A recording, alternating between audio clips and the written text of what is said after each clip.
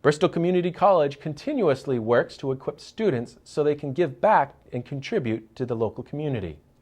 Several nursing students recently put on a presentation at the Larson Senior Center about preventing falls. Trips and falls can be hazardous for anyone, but especially for senior citizens. DoubleACS was on hand to cover the presentation, and we spoke with some of the presenters after the event. My name is Jesse Morrison.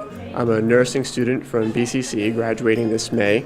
We're out here at the Senior Center, or the Community Center, doing some training on fall prevention and a little bit of teaching on what people can do to prevent falls.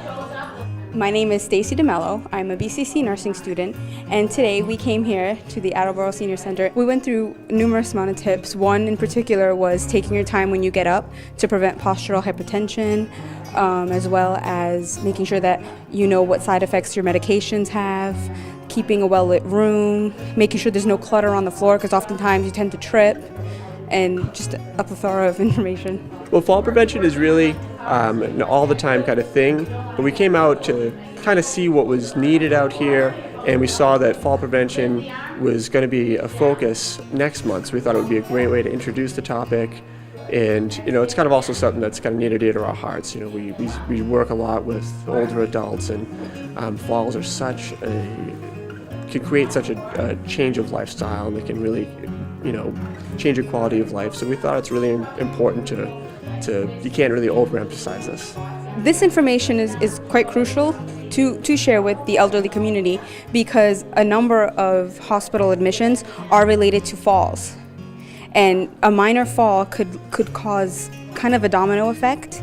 Someone could hit their head, break their bone, and as you know, especially as you get older, your bones become a little more fickle, and there's just a majority of bone breaks, and there's osteoporosis, and quite a few things and factors that can lead to quite a major injury.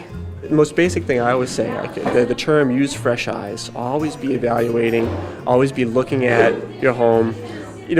Don't ignore things that have been there for a long time.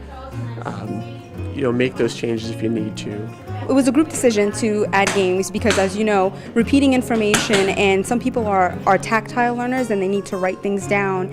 And BCC has taught us that teaching in nursing it incorporates many different aspects. Some people like to see things, some people like to write things, and we wanted to make sure that we reached out to everyone here because we understood that everyone has a different learning style. So we all got together as a group and we're like, hey, instead of just dictating to these people what they need to do, why not have them write down information so that they can themselves see it visually and use their hands to kind of process that information again and have something to take home with them, just in case they want to ever review it again or if they forget anything that we might have mentioned.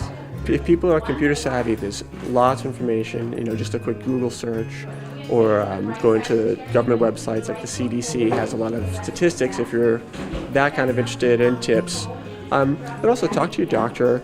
The center here is a great place to start. They'll hook you up with resources, and they'll kind of get you started on that path, and you can take it as far as you want. I was very pleased with the turnout. We had quite a few people, and I think that the information was well received. We did a couple of activities after the group, and everyone was able to answer the questions, and we had a worksheet, and they were all able to circle the correct fall hazards. And I think it was really well received, and everyone understood what we were trying to get across to them, which is preventing falls.